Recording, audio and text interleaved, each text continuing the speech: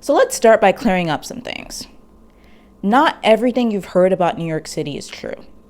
No, New Yorkers aren't all mean, violent, lawless people who live in closet-sized apartments with 5 roommates. And no, New York isn't a complete concrete jungle. We actually have way more green space than you'd think. Now, with that out of the way, today we're going to reinforce some New York City stereotypes that are actually true, so you'll have a better idea of what you're dealing with when you walk the not-so-mean streets of New York. True stereotype number 1, New York City is dirty. It's not just dirty, it also smells. Your sense of smell is the only sense worth turning off when you're walking around New York.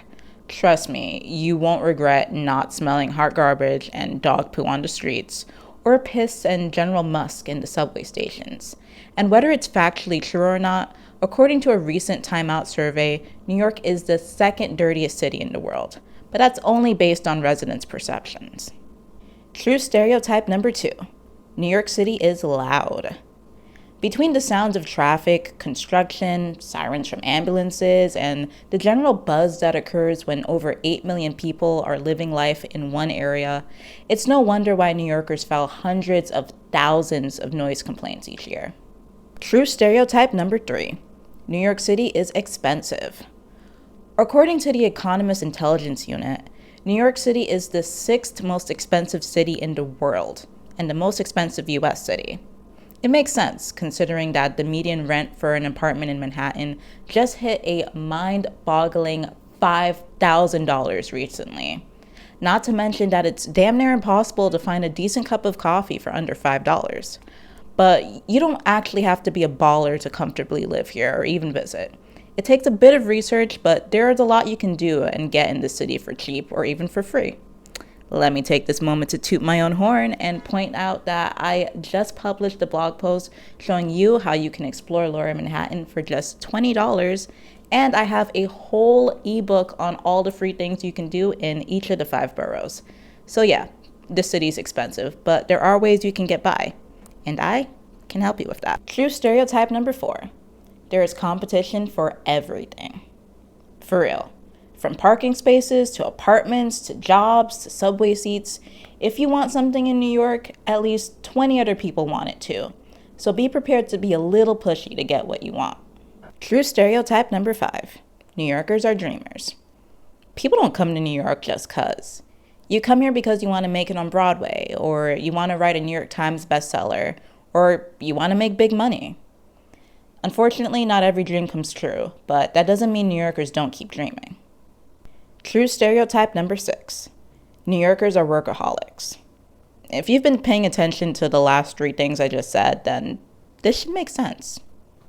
True stereotype number 7. You can cry in public in New York and everyone will ignore you. In general, New Yorkers are committed to minding our own business in public. In fact, that's the city's motto, mind your business.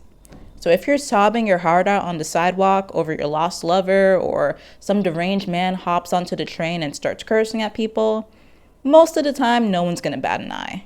But don't confuse this for heartlessness. If you're in genuine need of assistance, New Yorkers are more than happy to help, usually. True stereotype number 8. New Yorkers don't make a big deal out of seeing a celebrity. At least not to their face. There's an unspoken rule that if you see a famous person out and about in the city, you leave them alone. Leave them alone. At most, you're allowed to smile or wave subtly, but that's it. True stereotype number 9. We have strong opinions about food. Food is a very serious topic in New York City. From crowning the best food spots in the city to relaying the proper way of eating pizza, New Yorkers have strong opinions about food, and we will fight anyone to defend them, even the mayor. Really, back in January of 2020, our former mayor Bill de Blasio made it known that he liked his bagels toasted. And in response, New Yorkers grabbed their virtual pitchforks and proceeded to roast the mayor all over the internet. But don't let this scare you too much. I like my bagels toasted too. You'll be okay as long as you don't eat your pizza with a knife and fork. True stereotype number 10. For pedestrians, crossing symbols are just suggestions. If the coast is clear, we're crossing the street. Even if there's a car coming, if we think we could beat the car, we're gonna cross the street. Note, before I get sued by anyone, do not emulate this unless you are 100% confident in your speed walking abilities. Okay? True stereotype number 11. New Yorkers are cagey about our borders. You're only allowed to claim that you're from New York City if you live within the 5 boroughs. Long Island doesn't count, and certainly not the suburbs of Westchester. If you say you're from New York City and we find out you're actually from Ronkonkoma, best believe we will call you out on it. And on a similar note, New Yorkers, at least the ones online, are quick to call everyone and anyone a transplant if they don't fit within their narrow-minded idea of what a real New Yorker is. So, like with any other troll on the internet, don't engage with them. There's no way that you can convince them to broaden their horizons about New Yorkers not being a monolith, or, actually have them read a book on New York history.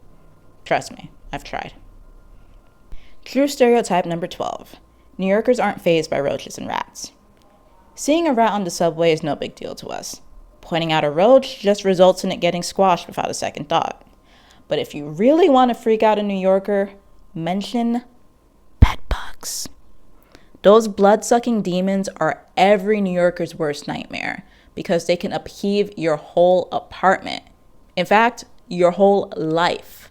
And they make you a social pariah. So beware of the bloodsuckers. And on that lovely note, if you liked this video, then like this video and subscribe to this channel for more New York City history, culture, and things to do. I also have a blog called Shiloh in the City, where I have over 100 articles on learning about and exploring New York.